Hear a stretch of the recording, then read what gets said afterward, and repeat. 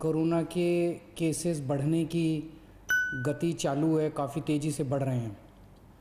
ज़्यादा चिंता की बात यह है कि पिछले 24 घंटे में पॉजिटिविटी रेट बढ़ के लगभग 30% हो गया है, जबकि ये उसके पिछले 24 घंटे में केवल 24% था। 24% से बढ़ के 30% पॉजिटिविटी रेट हो गया। बहुत ज़्यादा तेज़ी से केसेस बढ़ रहे हैं। अभी पूरे दिल्ली का अगर जायज़ा लिया जाए तो जो कोरोना के लिए बेड रिज़र्व हैं, वो बेड काफ़ी तेज़ी से ख़त्म होते जा रहे हैं। पेशेंट्स बहुत तेज़ी से मरीज़ जो हैं वो अस्पतालों में जा रहे हैं। आईसीयू बेड्स की खासकर काफ़ी कमी हो गई है। लगभग सारे दिल्ली के आईसीयू बेड्स मिला के 100 से भी कम आईसीयू बेड्स पूरे दिल्ली में बचे हैं। ऑक्सीजन की भी काफ़ी कमी है। कल रात को एक प्राइवेट हॉस्पिटल ने हमें बताया कि उनके यहाँ काफ़ी ज़्यादा कमी हो गई थी, जिसकी वजह से त्रासदी होते होते बची। ये हम लगातार केंद्र सरकार के संपर्क में भी हैं, उनसे भी मदद मांग रहे हैं, उनसे मदद मिल रही है। जो मदद अभी तक हमें उनसे मिली है उसके लिए हम उनका शुक्रिया भी अदा करते हैं। और कल मेरी शाम को डॉक्टर हर्षवर्धन से भी बात हुई थी। उनको भी मैंने बताया कि हमें बेड्स की और ऑक्सीजन की बहुत ज़्यादा ज़रूरत है। आज सुबह श्री अमित शाह जी से भी मेरी बात हुई फ़ोन के ऊपर। उनको भी मैंने बताया कि बेड्स की बहुत ज़्यादा ज़रूरत है। और दिल्ली में लगभग केंद्र सरकार के सारे अस्पतालों के मिला के 10,000 के करीब बेड हैं। अभी उसमें से 1800 बेड जो हैं वो रिज़र्व किए गए हैं कोरोना के लिए। हमारी केंद्र सरकार से निवेदन है कि कम से कम 10,000 में से 7,000 बेड, इतनी गंभीर परिस्थिति, पल पल परिस्थिति ख़राब हो रही है, तो कम से कम 10,000 में से 7,000 बेड कोरोना के लिए रिज़र्व किए जाएं और ऑक्सीजन की तुरंत हमको सप्लाई की जाए। दिल्ली सरकार की तरफ से हम 6,000 अगले 2-3 दिन के अंदर, मैं उम्मीद करता हूं कि 6,000 से ज़्यादा बेड्स, हम ऑक्सीजन बेड्स हम तैयार कर लेंगे। और जैसा मैंने बताया, आईसीयू बेड्स की कमी है। आईसीयू बेड्स की कमी, ICU beds as it is तो हम कितने बढ़ा पाएंगे उसकी एक सीमा है, लेकिन देखने में आया कि अधिकतर मरीजों को हाई फ्लो ऑक्सीजन की ज़रूरत होती है। तो हम कई सारे अस्पतालों के अंदर हाई फ्लो ऑक्सीजन का इंतज़ाम कर रहे हैं ताकि और बेड्स का हाई फ्लो ऑक्सीजन के बेड्स लगाए जा सकें। तो 6,000 के करीब हम ऑक्सीजन बेड्स अगले कुछ दिनों में Yamuna sports complex, Commonwealth Games, Radha Soami Satsang वाला ब्यास वाला जो केंद्र था उसको दोबारा चालू कर रहे हैं। कई स्कूलों के अंदर भी बेड्स लगाए जा रहे हैं और उनको हॉस्पिटल्स के साथ अटैच किया जा रहा है। जो कर्फ्यू लगाया गया है उसका लोग काफ़ी सहयोग कर रहे हैं। मैं पूरे दिल्ली की जनता का तहे दिल से शुक्रिया अदा करना चाहता हूं। जिस तरह से कोरोना की महामारी में जनता एक साथ मिलके, पूरी दिल्ली एक साथ मिलके इसका सामना कर रहे हैं। कई संस्थानों से भी बहुत मदद आ रही है। कई सारी एनजीओज़ जो हैं वो बहुत मदद कर रही है। कई सारे प्राइवेट डॉक्टर्स अपनी अपनी कैपेसिटी में, डॉक्टर्स की एनजीओज़ कई मदद कर रही है। धार्मिक संगठन सामने आ रहे हैं, कई सारे सामाजिक संगठन सामने आ रहे हैं। मैं उन सब का शुक्रिया अदा करता हूं। मैं केंद्र सरकार का शुक्रिया अदा करता हूं और मैं उम्मीद करता हूं कि हम सब लोग मिलकर इस चौथी वेव को भी जल्द पार पा लेंगे। शुक्रिया।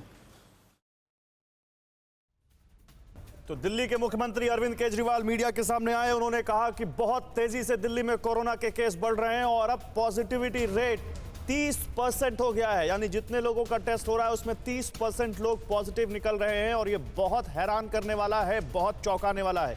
तेजी से बेड कम हो रहे हैं। दिल्ली में 6,000 बेड लगाने जा रहे हैं अगले कुछ दिनों में, ये उन्होंने कहा यमुना स्पोर्ट्स कॉम्प्लेक्स, राधा स्वामी सत्संग का जो वहां पे हॉल है, जहां पे जो कॉम्प्लेक्स है जहां पर पिछली बार बेड लगाए गए थे, वो सब इंतजाम फिर से किए जा रहे हैं। स्कूलों में बेड लगाए जा रहे हैं।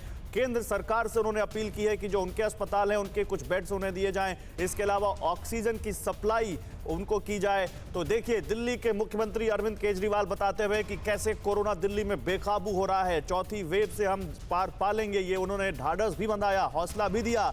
उन्होंने कहा कि दिल्ली में लगे कर्फ्यू का बहुत अच्छे तरीके से दिल्ली वासी पालन कर रहे हैं, उसका उन्होंने शुक्रिया भी अदा किया।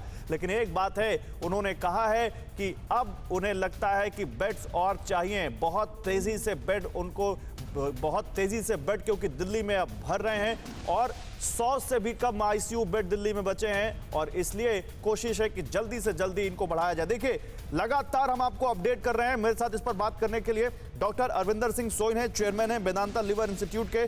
सर आपका बहुत स्वागत है। डॉक्टर बीएल शेरवाल है, director Rajiv Gandhi super speciality hospital Delhi से। सर आपका भी बहुत स्वागत है। और विजय सरदाना है, अर्थशास्त्री हैं, आपका भी बहुत स्वागत है सरदाना जी। पहले डॉक्टर शेरवाल आपके पास आऊंगा। दिल्ली में Rajiv Gandhi super speciality hospital, हम सब जानते हैं कोरोना को लेकर कितना ज्यादा यहाँ पर आप लोग उस पर काम कर रहे हैं, कितना ज्यादा आप लोग फ्रंट पर खड़े होकर लड़ाई लड़ रहे हैं। दिल्ली के मुख्यमंत्री की ये बात हम कैसे देखें? क्या दिल्ली में हालात वाकई अब बहुत ज्यादा खराब हो चुके हैं?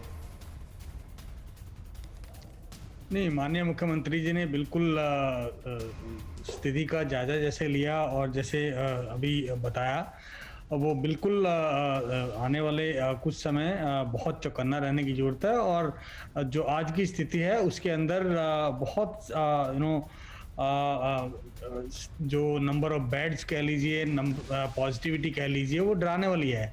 और क्योंकि 30% पॉजिटिविटी का मतलब है कि काफ़ी ज़्यादा संख्या में लोग संक्रमित हो रहे हैं और आगे आने वाले टाइम में अगर ये संक्रमण की चेन नहीं तोड़ी गई है तो ये बहुत जल्द 30 से 35, 35 से 40 और ये बढ़ता जाएगा। तो इसलिए माननीय मुख्यमंत्री जी ने बिल्कुल जो है कहा है कि जैसे सरकार अपने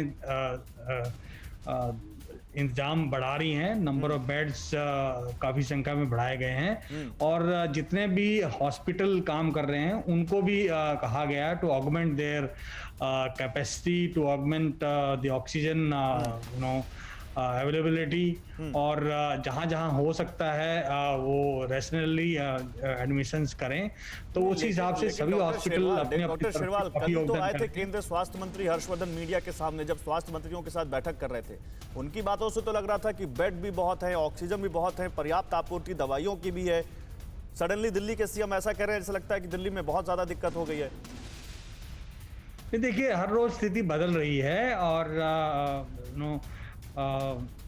जब केंद्रीय मंत्री जी ने बात की थी उस टाइम स्थिति और थी और अब पिछले 2 दिन में स्थिति में काफी तेजी से बदलाव आया है। तो वो assessment time to time change करनी पड़ेगी और टाइम टू टाइम हमारे। चलिए डॉक्टर अरविंदर सोइंग के पास जाऊंगा मैं, आता हूं सर आपके पास। डॉक्टर अरविंदर सिंह, दिल्ली के मुख्यमंत्री के इन बातों को आप कैसे देखते हैं? और दिल्ली वासी नहीं, देशवासी आज आपको सुन रहे हैं, हम सबको सुन रहे हैं, कैसे इस स्थिति को आप आगे बढ़ते हुए देख रहे हैं? देखिए, इसमें कोई शक नहीं है कि जो कोविड की बीमारी है बहुत तेजी से फैल रही है, नंबर्स बहुत तेजी से इंक्रीज कर रहे हैं और मेरे 2 सुझाव हैं इस सिचुएशन। सबसे पहला ये कि जिसको कोविड टेस्ट पॉजिटिव आए वो परेशान ना हो, वो पैनिक ना करे। अगर उसको माइल्ड डिजीज है या एसिम्प्टोमेटिक डिजीज है तो वो घर पे ही रहें।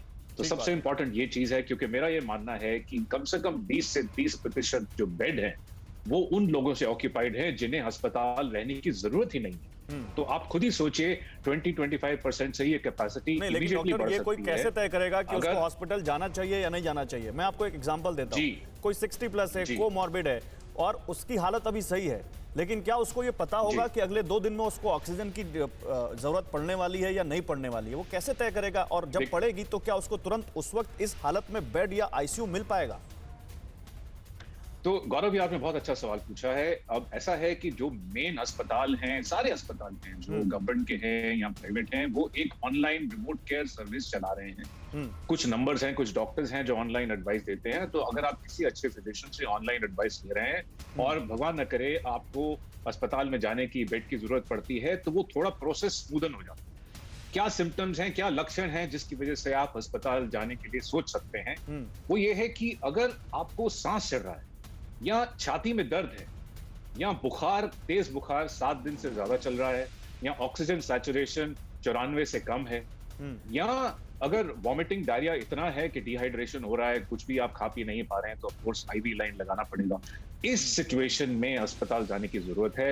अगर आप रिमोट केयर किसी भी फिजिशियन के थ्रू करते हैं और इसमें कई 100 नंबर ऑनलाइन अवेलेबल हैं, तो आपको एक तरह का एक चैनल बन गया है कि पहले ऑनलाइन केयर होगी और अगर अस्पताल जाने की जरूरत पड़े तो फिर आप अस्पताल में भर्ती हो सकते हैं।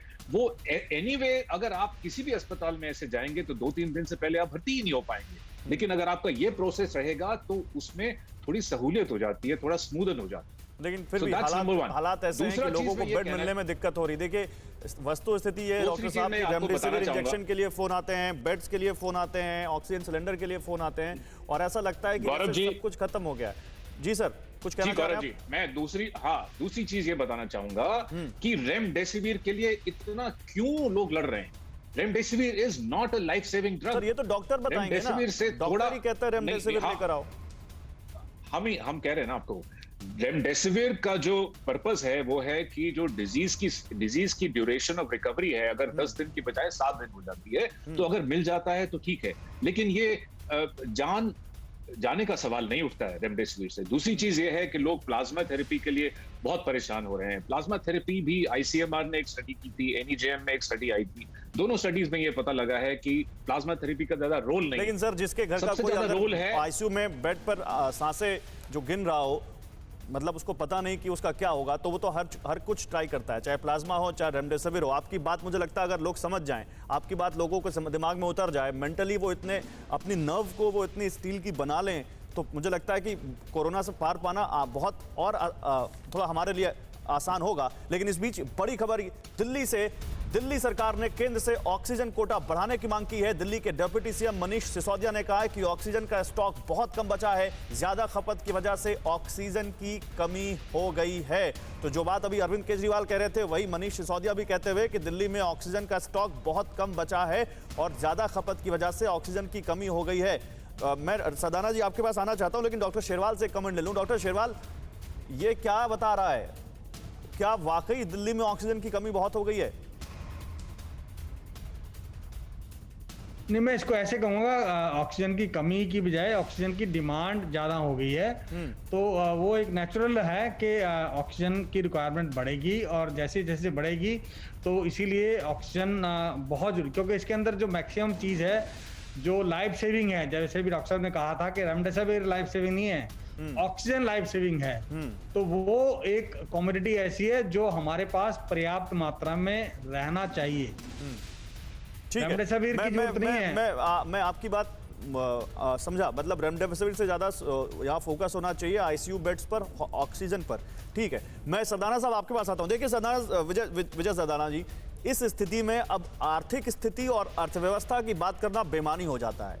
जहां लोगों की जान पर इस तरह से आ जाए, वहां पर लॉकडाउन से कितना आर्थिक असर होगा, लॉकडाउन से क्या लोगों की जॉब जाएगी।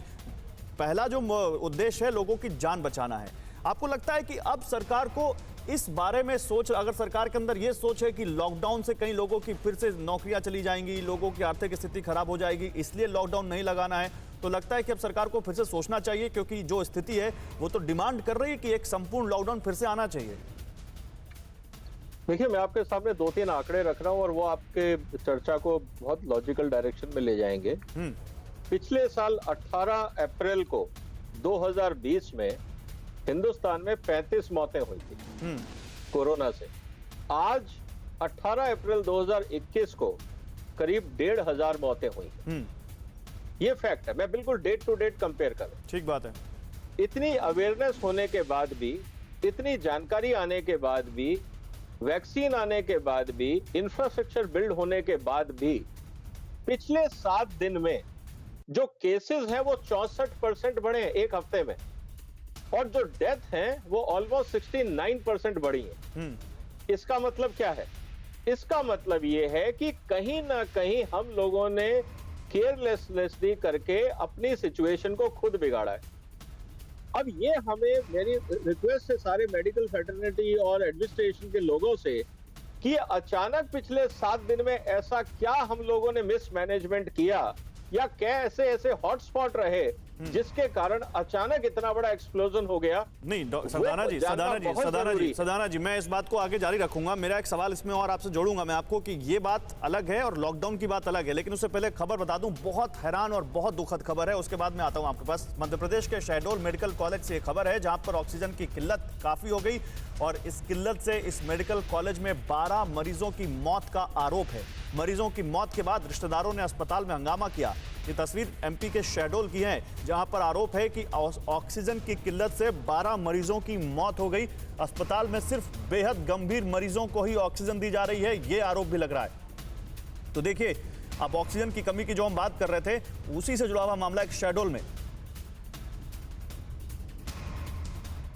उन्होंने ऑक्सीजन का लेवल देखा तो 91% पॉइंट आ रहे थे पल्स के, और सुबह 4 बजे हल्ला हो गया कि ऑक्सीजन नहीं है और हम अंदर जाना चाहते रहे, नहीं जाने दिए।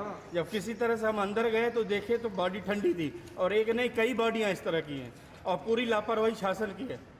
बात किया हूँ सर मैं, ठीक रहा कल तक, खाना लेके आता रहा, बात हुआ है कल तक, वही रहा। आज पता नहीं रातों रात लापरवाही का है, खत्म हो गया है ना, पता नहीं लापरवाही से हुआ है ना। कल तक अच्छा रहा, ऑक्सीजन खत्म थी 12 बजे तक।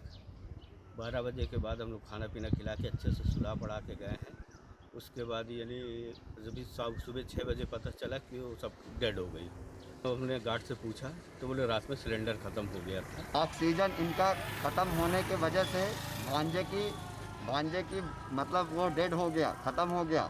1 हफ्ते से एडमिट था हमारा भांजा राजकुमार जायसवाल, ग्राम पटासी का।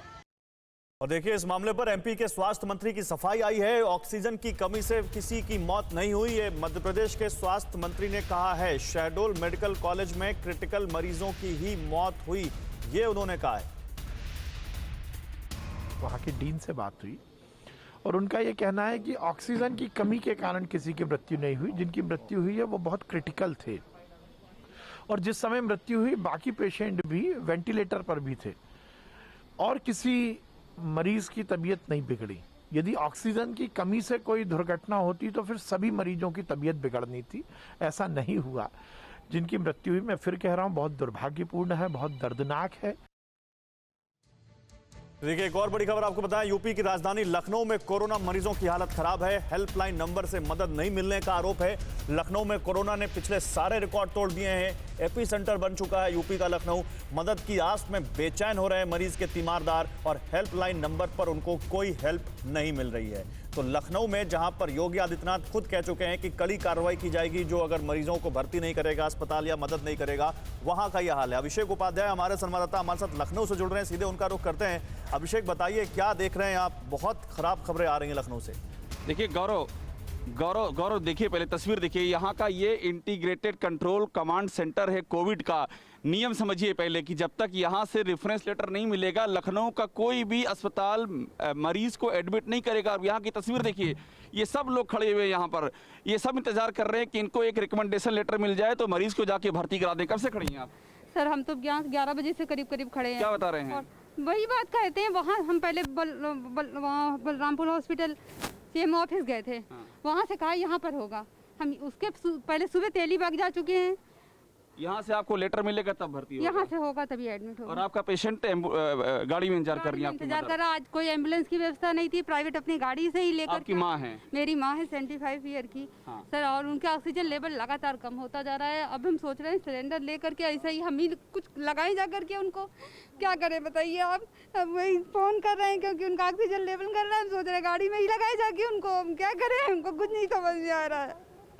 वही हम वो भी फोन कर जब तक ये चिट्ठी देंगे नहीं भर्ती होगी नहीं करेंगे, वो एडमिट नहीं करेंगे हम। गौरव, ये सिस्टम देखिए, जब तक ये चिट्ठी नहीं देंगे भर्ती नहीं होगी, यही दिक्कत है जी। हम लोग 3 और चिट्ठी क्या बोल रहे हैं? ये लोग खाली बातें घुमा रहे हैं, इधर से उधर दौड़ा रहे हैं। सुबह से हम लोग को कहते हैं कि वहाँ हॉस्पिटल बोल देगा तब हम दे देंगे। हाँ। और ये कहते हैं चिट्ठी नहीं मिल रही आपको भी, और एक लेडी महिला भी है, आपको भी चिट्ठी नहीं? दिक्कत है भैया? हाँ, मैं सुबह चंदन हॉस्पिटल गई थी।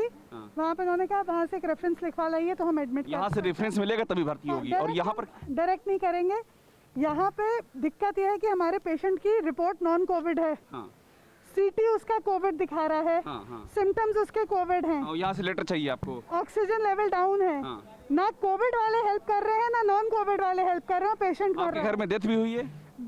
13 दिन पहले ताऊ जी की, 10 दिन पहले पिताजी की, और ये मेरी माता जी हैं। ये तीसरी मौत मैं रोकने की कोशिश कर रही हूँ, लेकिन मुझे नहीं लग रहा रुक पाएगी। जो हालात है मुझे नहीं लग रहा, क्योंकि मैं कहाँ जाऊँ, कोविड के पास जाऊँ या नॉन कोविड के पास जाऊँ, यही नहीं पता। और गौरव देखिए, चूंकि आप भी लाइव पे जुड़ रहे हैं, लाइव का समय सीमित है। देखिए ये लोग भटक करके यहाँ पर आ रहे हैं। ये है कमांड सेंटर, यहाँ से कॉल सेंटर यहाँ पर चल रहा है। कोई बताने को तैयार नहीं। कुछ बताया इन्होंने? कुछ नहीं बताएंगे ये लोग, कुछ नहीं बताएंगे। मैडम क्या हो रहा है? कब तक लेटर मिलेगा इन लोगों को? किसी को नहीं लेटर मिल रहा है यहाँ पर। कुछ बता पाएंगे आप? जल्दी मिलेगा सर। जल्दी कब मिलेगा? यहाँ तो लोग इंतजार कर रहे हैं। ऑक्सीजन लेवल डाउन हो रहा है इनके पेशेंट का। सर देखिए अंदर बात हो रही है, बात चल रही है, जल्दी आपको सोल्यूशन मिलेगा सर। बात चल तो रही है मैडम, लेकिन बात का कुछ रिजल्ट नहीं निकल रहा। आप किसी को भेजेंगे जिम्मेदार अधिकारी को? जी सर जल्दी। इनको कुछ नहीं पता है गौरव। देखिए सिस्टम की प्रॉब्लम समझिए, सब इंतजार कर रहे हैं। और मैं आपको एक तस्वीर और दिखा दूं गौरव। नॉन कोविड पेशेंट क्या करे? आपकी माँ कहाँ है? मेरी माँ वहाँ गाड़ी में पड़ी हुई। गौरव 10 मिनट का टाइम, 10 सेकंड टाइम दीजिएगा। आप दिखाइए, आई मेरे साथ आइए। आप देखिए ये सिस्टम क्या हो रहा है। और मैं चाहूँगा यूपी के सीएम आदित्यनाथ तक बात पहुँचे, वो जाने कि उनका सिस्टम यहाँ पर किस तरह क्रम्बल कर चुका है। ये देखिए, ये मेरे साथ जा रही हैं, इनकी माँ इंतज़ार कर रही हैं कि इनको चिट्ठी मिले। ये यूपी का सिस्टम है, जब तक चिट्ठी नहीं मिलेगी इनकी माँ एडमिट नहीं हो पाएंगी। उनका ऑक्सीजन लगातार गिर रहा है, रो बिलख रही हैं। यहाँ लाइन लगी है ऐसे लोगों की। और ये देखिए हम पहुँचने वाले हैं। बोलो, मेरी माँ अकेले लेटी हुई है।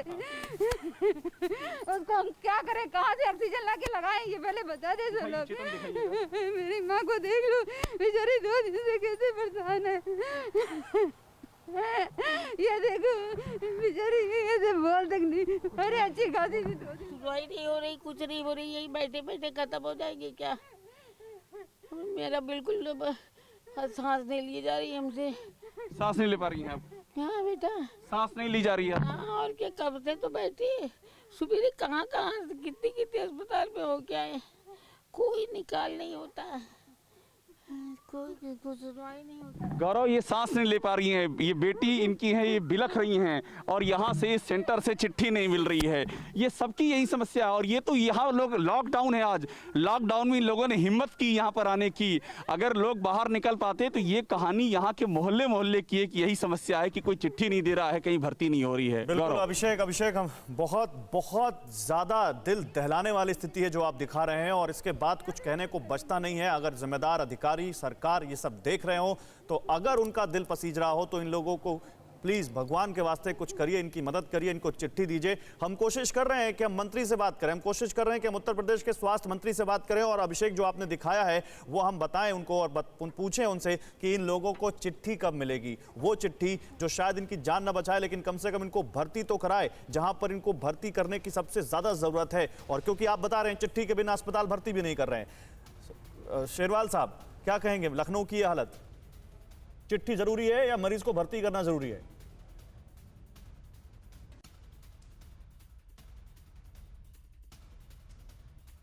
आपकी आवाज नहीं आ रही सर। सोइन सर, आप कुछ कहना चाहेंगे इस स्थिति पर? यह सिस्टम आपको सही समझ में आ रहा है? ऐसा है, हाँ, नहीं, मुझे सिस्टम इसलिए समझ में आ रहा है क्योंकि there has to be some order, some patient flow. जो भी जाए उसको भर्ती कर लें, ये तो सही नहीं है। मतलब ऑफ कोर्स इनको जरूरत है, मैंने इनकी पूरी कहानी सुनी है और इनको जल्दी से जल्दी भर्ती करना चाहिए। जो भी मदद कर पाए उनको इनकी मदद करनी चाहिए of course. But what I am saying is कि एक सिस्टम है जिसमें आप पेशेंट्स को रजिस्टर करते हैं। तो फिर जो आई एम टोल्ड कि अगर इनको भर्ती करना चाहिए तो भी, अगर अभी एक लेडी जो उस बिल्डिंग से बाहर आई वो कह रही है अंदर विचार चल रहा है। मैं मानता हूं बहुत प्रेशर है, मैं मानता हूं बहुत ज्यादा उनके ऊपर प्रेशर है, लेकिन इन ऐसे केसेस में कुछ तो करना चाहिए। Yeah, so there should be an emergency system which bypasses that. वो I agree, आपसे मैं agree करता हूँ कि जो नॉर्मल सिस्टम को बाईपास करने के लिए एक इमरजेंसी सर्विस होनी चाहिए जो बहुत इंपॉर्टेंट, या अभी जो इमीडिएट एडमिशन है या बहुत बात करना चाहे अगर सदाना साहब, सदाना जी बात करना चाहे ना तो उनको भर्ती कर ले। बिल्कुल आपकी बात मुझे लगता है अगर जिम्मेदार अधिकारियों तक पहुंच रही हो तो वो देखें। सदाना जी अगर बात करना चाहे ना तो बहुत बातें हैं कि यहाँ तक स्थिति कैसे खराब हुई, हेल्थ इंफ्रास्ट्रक्चर पर हमने काम क्यों नहीं किया, 1 साल पहले कोरोना हो गया था, बहुत कुछ हम बात कर सकते हैं। वो बात करने का भी काम टाइम ही नहीं है। वॉर फुटिंग लेवल पर हमें मरीजों की जान बचानी है। आपको लगता है कि यहाँ पर लॉकडाउन अब आना चाहिए? ये सारे एक्सक्यूजेस कि इस तारीख को इतनी मौत हुई थी, आज हम इस स्थिति पे हैं, ये सब बेमानी है। चेन तोड़ना है तो लॉकडाउन चाहिए।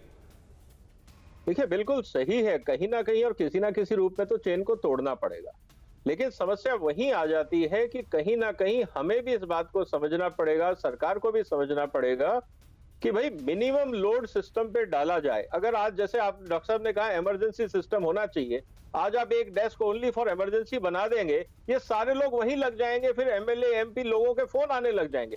हम लोग ही सिस्टम तोड़ते हैं। हर आदमी अपने आप को वीआईपी और प्रायोरिटी पे लाना चाहता है, ये एक टेंडेंसी है हम सबकी। तो कहने का मतलब ये है कि इतनी ज्यादा प्रेशर है सिस्टम पे, आप कुछ भी सिस्टम लेके आएंगे, कहीं ना कहीं उसको तोड़ने का लोग रास्ता निकालेंगे और कैओस क्रिएट होगा। तो इसीलिए मैं बार बार कह रहा हूं कि हमें सेल्फ डिसिप्लिन की जरूरत है। अगर आप लॉकडाउन से ही सेल्फ डिसिप्लिन ला सकते हैं, वही एक रास्ता है कि हम लेकिन जब दुनिया के दूसरे देशों में, मैं पहली वेव का एग्जांपल लेता हूं, जब इटली और स्पेन में हालात खराब हो रहे थे तो हमारे यहाँ कोरोना आ रहा था, तब हमने प्रिकॉशनरी बहुत सारे चीजें ली और उसका लॉकडाउन का इंपैक्ट दिखा जो बताया गया सरकारी आंकड़ों में। जब दूसरी वेव आई, जब यूके में ये स्ट्रेन आया, तब हमारे यहाँ केसेस कम हो रहे थे और हम लोगों को लग रहा था कि हमने कोरोना को मात दे दी। आपको लगता है नहीं कि इसी सिस्टम ने, प्रेशर है, बहुत ज्यादा प्रेशर है, लेकिन शायद इसीलिए सरकारें चुनी जाती हैं ताकि जब ऐसी स्थिति हो तो वो उनके लिए काम आ सके। आपको लगता नहीं कि वो जो सैजिशियसनेस होनी चाहिए थी, दूरदर्शिता होनी चाहिए थी, वो नहीं रही और कहीं ना कहीं उसका अंजाम आज हम भुगत रहे हैं? बिल्कुल सही कहा आपने, इसीलिए मैं कह रहा हूं कि एक हफ्ते पहले तक 7 अप्रैल तक सिचुएशन वाज अंडर कंट्रोल। अचानक पिछले 7 दिन में या 10 दिन में जो एक्सप्लोजन हुआ है, ये ना सरकार ने प्लान किया था, ना सिस्टम ने प्लान किया था। मैं इसीलिए कह रहा हूं कि अचानक जो 64% 7 दिन में चीज बढ़ी है अचानक, उससे पहले आप पूरे साल भर का लगा लीजिए, इवन पीक टाइम में इतना नहीं था। इसका मतलब कहीं ना कहीं एक ऐसी चूक हो गई। लैंडसेट का जर्नल तो और डरा रहा है। सोइन साहब, मैं आपसे बात करना चाहता हूं। पहले लैंडसेट के जर्नल ने छाप दिया कि हवा में कोरोना फैल सकता है, उसके बाद एक्सपर्ट्स ने कहा कि नहीं, ऐसे नहीं कि आप कहीं भी जाएं, बाहर जाएं और हवा में आपको कोरोना पकड़ लेगा, ऐसा नहीं है। आप अगर एक सर्टेन दूरी में किसी दायरे में आते हैं कोविड पेशेंट के और उसकी ड्रॉपलेट्स अगर फ्लो कर रही होती हैं, एयरबॉर्न होती हैं, तो आपको हवा से कोरोना का खतरा है। चलिए, वो बात समझ में आ गई। अब दूसरी बार लैंडसेट का जर्नल कह रहा है कि जून में पीक आएगी और भारत में 2-2.5 हजार के आसपास डेथ होंगी रोज। ये क्या बता रहा है सर? आप मानते हैं इस चीज को? देखिए गौरव, ऐसा है कि एयरबोर्न ट्रांसमिशन तो होता है, इससे लास्ट ईयर भी सब लोग एग्री नहीं करते थे कि केवल ड्रॉपलेट ट्रांसमिशन होता है। एयरबोर्न ट्रांसमिशन तो होता ही है, क्योंकि बहुत सारे इंस्टेंसेस हैं जब किसी को खांसी जुकाम नहीं है, सबने मास्क पहना है, लेकिन 10 लोग सेम कमरे में और सबको हो जाता है। तो this has to be airborne transmission. तो वो तो होता है, उस स्टडी से मैं एग्री करता हूं।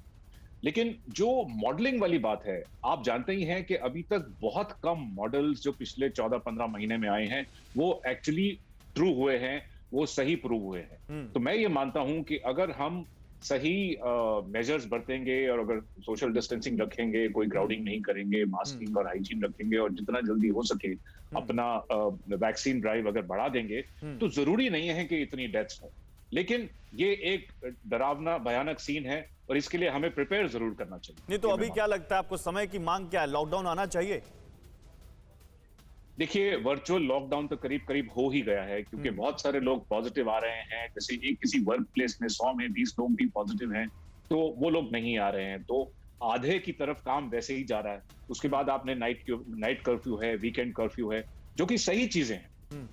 तो मैं सोचता हूं कि चेन ब्रेक करने के लिए अल्टीमेटली लॉकडाउन की जरूरत पड़ सकती है। ठीक है सर, मैं आता हूं आपके पास। देखिए, उत्तर प्रदेश से भी एक बड़ी खबर है। उत्तर प्रदेश में कोरोना का हाहाकारी रूप जो हम लगातार लखनऊ से तो आपको दिखाई रहे हैं, अब पूरे उत्तर प्रदेश का हाल जानिए। 27,334 नए केस पिछले 24 घंटे में, 120 लोगों की मौत। लखनऊ में अंतिम संस्कार के लिए शमशान घाटों में जगह कम पड़ गई है। लखनऊ के भैंसा कुंड बैकुंठ धाम में, जो कि एक शमशान घाट है जहां अंतिम संस्कार लगातार दिन रात चल रहा है, वहां जगह कम पड़ गई है और वहां शमशान में जगह बढ़ानी पड़ी है, उसको एक्सटेंड करना पड़ा है ताकि वहां पर जो बॉडीज आ रही हैं, जो लाशें आ रही हैं, उनका अंतिम संस्कार किया जा सके। और ये बताता है कि स्थिति कितनी खराब हो चुकी है और किस तरह से हमने चीज़ों को ना समझा, ना प्लान किया, और हम केवल सरकार को ही गाली क्यों दें, हम सरकार को ही क्यों यहाँ पर कोसें, हमने भी तो जिम्मेदारी नहीं निभाई। और देखिए अब क्या हाल है।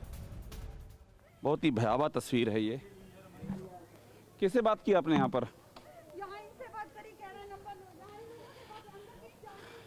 क्यों नहीं इनका करवा रहे हैं भाई? इनका एम्बुलेंस में पेशेंट लेटा हुआ है, कौन है अंदर? जी सर, अधिकारी लोग यहाँ का सेंटर है, यहाँ कोई अधिकारी नहीं रहता, अधिकारी लोग उधर बैठते हैं। लेटर तो यहीं से मिल रहा है ना, रेफरेंस लेटर नहीं यहाँ मिलता है सर। यहाँ इस नंबर से कॉल की जाएगी, इस नंबर से जब कॉल की जाएगी तभी ही बात होगी, तभी लेटर मिलता है। भाई लेटर तो यहीं मिलता है यार, दुनिया जानती है, सारे लोग यहाँ पर आए हुए। लेटर यहाँ नहीं लेटर मिलता है सर। लेटर कहाँ मिलता है फिर? लेटर डॉक्टर देता है, सीएमओ देंगे, डॉक्टर सीएमओ कहाँ बैठते हैं? हमको नहीं मालूम सर। यहीं बैठते हैं, हमको नहीं मालूम है सर। किसी को बुलाइए अंदर से, आप अंदर से किसी को बुलाइए, यहाँ पर पेशेंट है, मर जाएगा यहाँ मरीज, आप बोलिए अंदर से। अरे यहाँ भाई साहब पेशेंट मर रहा है, उसका आप लोग एडमिशन नहीं ले रहे हैं, किसी को भेजिए आप बाहर, जरा जो जिम्मेदार हो, किसी जिम्मेदार को। दरवाजा यहाँ पर इन्होंने बंद कर दिया है, ये नंबर दे रखे हैं और यहाँ पर ये सारे लोग इंतजार में हैं। आप जरा इधर आइएगा, चेतन इधर आइएगा।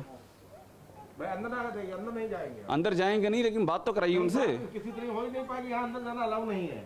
अरे हम अंदर नहीं जा रहे हैं भाई, उनको बाहर बुलाइए। बाहर नहीं कोई आ रहा है तो क्या करें बताइए? इनका क्या होगा जिनके पेशेंट यहाँ पर एडमिट हैं? बच्चे थोड़े यहाँ आएंगे, कॉल लेते हैं, कॉल सेंटर वाले हैं ये लोग, कॉलिंग कर ले रहे हैं बच्चे, वो नहीं आएंगे यहाँ पर। भाई कोई तो अधिकारी होगा, ये कमांड सेंटर बना रखा है, कोई तो अधिकारी यहाँ पर होगा, अंदर जाके बोलो ना एक बार। ठीक, आप बाहर रुकिए तो एक मिनट।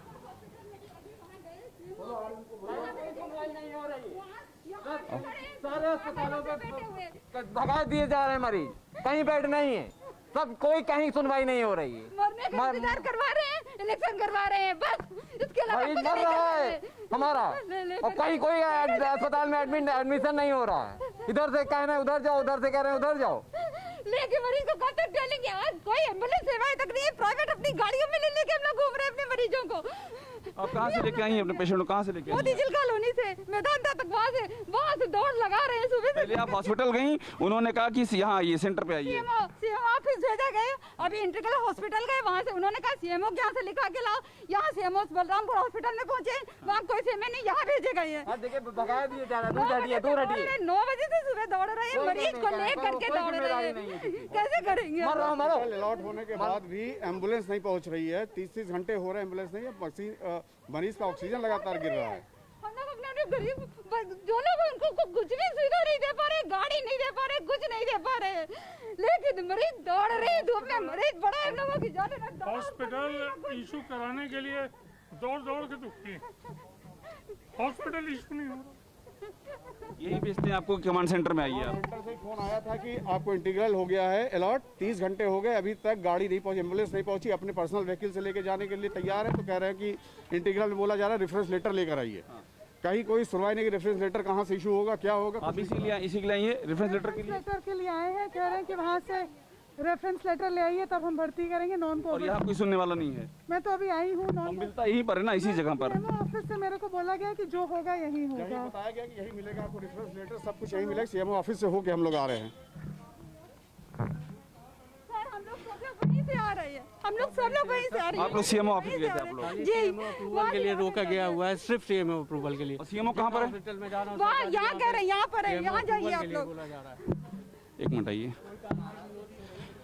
अरे बुलाइए ना, इतने सारे लोग कह रहे हैं यहीं भेजा गया, क्यों नहीं अंदर से बुला रहे हो आप? अरे भाई जब अंदर लॉक हो गया, हम किसको बुला दे बताइए आप? किसने लॉक कर दिया है? अब पता नहीं मुझे, अंदर लॉक कर दिया है। हाँ, कहाँ सेंटर में बच्चे हैं, बच्चे थोड़े यहाँ। अरे बच्चे हैं, बुजुर्ग हैं, बात नहीं है, बात सिस्टम की है। यहाँ बनने के लिए कहा गया, ये लोग मूर्ख हैं क्या जो यहाँ खड़े हैं? सारे लोग, ये सारे लोग यहाँ पर खड़े हैं। वो बैठे वहाँ बात करिए, आप चिल्ला के किससे बात करना? किससे बात? गाली मत बकना। किससे बात करें? वो पुलिस वाले बैठे, वो बताएंगे। पुलिस करेगा, बुलाइए आप वहाँ से। आइए यहाँ पर पुलिस। भाई साहब आप किसी को बुलाएंगे? आप लोग यहाँ पर क्या होगा? पब्लिक, एक लोगों की मौत हो जाएगी, उसके बाद कोई आएगा क्या यहाँ पर? यहाँ पर जान चली जाएगी। नहीं, क्यों नहीं निकलेंगे? बिल्कुल निकलना होगा। कोई रिस्पॉन्सिबल पर्सन बाहर नहीं आएगा, वो सब एसी में रहेंगे, और जो जनता पब्लिक परेशान हो, कोई भी रिस्पॉन्सिबल पर्सन नहीं आएगा। एक भी आदमी यहाँ नहीं आया, सुबह से हम लोग यहीं खड़े हैं, अस्पताल वाले रहेंगे। मैं आपके साथ में नहीं खड़ा हूँ, मैं आपके साथ यहीं पर खड़ा हूँ। क्या हुआ, पता चला कुछ? अभिषेक मैं आता हूं आपके पास। देखिए, हमारे संवाददाता अभिषेक उपाध्याय जमीन पर कोशिश कर रहे हैं कि जो लोग लखनऊ में उस लेटर के लिए लाइन लगाकर धूप में खड़े हैं कि उनके मरीज को किसी अस्पताल में भर्ती करना है तो सीएमओ का एक रेफरेंस लेटर चाहिए लखनऊ में, वो लेटर मिल जाए। एक बुजुर्गवार जिनकी हमने आपको दिखाई तस्वीरें, वो गाड़ी में बैठे किस तरह से बहुत मुश्किल से सांसें ले पा रही हैं। वो कह रही हैं कि मुझे भर्ती होना है, उनकी बेटी वहां बिलख रही है और लेटर लेने की बात तो छोड़िए, कोई बात करने तक के लिए सामने नहीं आ रहा है। हम कोशिश करते रहेंगे इन मरीजों को या इन मरीजों के जो तीमारदार हैं उनकी मदद हो और किसी तरह कम से कम वो लेटर तो मिले। अभिषेक वहीं पर हैं। फिलहाल हमारे साथ जो अरविंद सिंह सोइन साहब जुड़े हुए थे, बीएल शेरवाल साहब और विजय सदाना साहब, आप तीनों का बहुत शुक्रिया सर। अब इस स्थिति में क्या बात करें, जहां एक लेटर नहीं मिल रहा है तो दवा, बेड और इलाज तो बहुत दूर की बात है। फिक्र आपकी, सोमवार से शुक्रवार रात 9 बजे सिर्फ TV9 भारतवर्ष पर।